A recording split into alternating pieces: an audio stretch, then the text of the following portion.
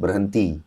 Masalah itu tuh kok, itu kan Nah, menurut aku, itu masalah pribadi, masalah ranah keluarga yang seharusnya dibahas di personal gitu. Tapi tiap kali aku tanya, tiap kali aku ini pun tidak ada respon gitu. Jadi ya akhirnya itu bisa sampai ke publik, aku juga bingung gitu loh.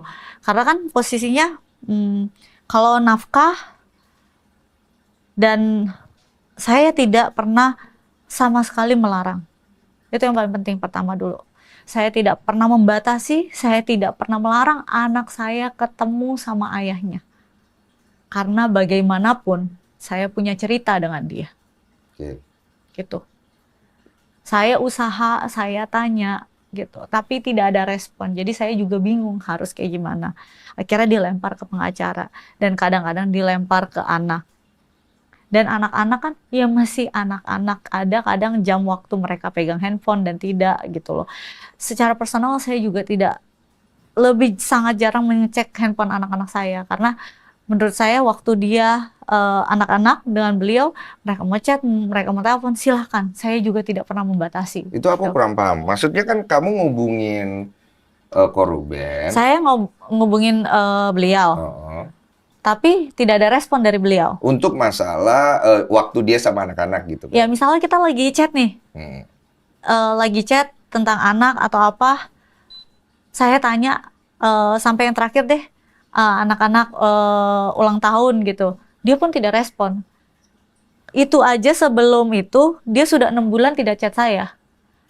Maksudnya kalau misalnya memang dia ingin ketemu anaknya, ya chat saya udah bilang dari awal, tanya jadwalnya. Karena kan anak-anak ada hobi-hobi mereka, ada impian-impian mereka yang perlu kita support gitu. Jadi ada jadwal-jadwal mereka yang sudah pasti gitu. Saya juga udah bilang, iya ayah ini ada jadwal anak-anak ini, bisanya kapan? Nyocokin jadwal gitu loh. Tapi tidak ada respon. Maksudnya tidak ada respon nih, biar orang nggak salah kaprah ya. Nggak ada respon sama sekali, nggak dibales, atau ada balesan tapi nggak jelas jawabannya. Ada yang nggak jelas, ada yang tidak dibalas sama sekali. Sampai aku tanya, karena yang terakhir ini pada saat setelah ulang tahun anak-anak juga, akhirnya kan setelah 6 bulan nih kok, terakhir aku chatan tuh Desember.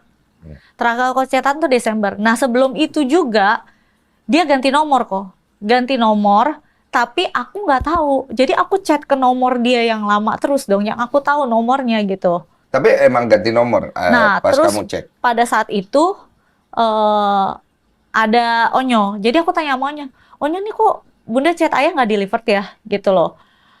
Onyo bilang ganti nomor. Baru aku minta kirimin nomornya.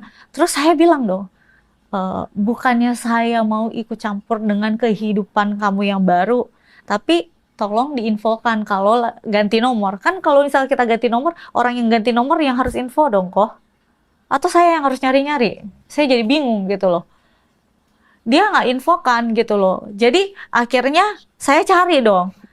Bukannya mau mengganggu, tapi kalau bisa demi kenyamanan anak-anak kalau ganti nomor infokan ke saya gitu. Ya udah. Nah, Berarti ada miskom di situ ya. ada miskom di situ. Nah, setelah itu chat tuh di nomor yang satu ini gitu. Jadi udah chat di nomor yang satu ini, terus udah kayak gitu terakhir chat Desember lalu. Mm-mm. Udah 6 bulan gak chat-chat gitu. Mm-mm. Akhirnya anak-anak ulang tahun. Anak-anak ulang tahun itu beberapa hari sebelumnya, karena kan memang kalau sebelum 1 tahunan meninggal almarhum papi aku, katanya 1 tahun itu kita tidak boleh mengadakan pesta gitu. Jadi anak-anak cuma makan-makan keluarga doang gitu. Dan belum ditentukan kapan waktu itu. Karena anak-anak waktu itu mau balet, ada lomba, jadi mereka tuh harus ada latihan. Jadi disesuaikan dengan jadwal anak-anak, terus baru muncul jamnya. Aku udah chat dari beberapa hari sebelumnya. Sudah chat, ayah ada di sini gitu loh, acara kalau bisa datang ya gitu. Dikabarin bisa atau tidak, biar disiapkan kalau mau meja atau apa. Tidak direspon. Tidak direspon. Akhirnya di hari H, dia baru respon. Dia baru bilang, maaf, aku ada syuting. Maksudnya aku kalau dia respon,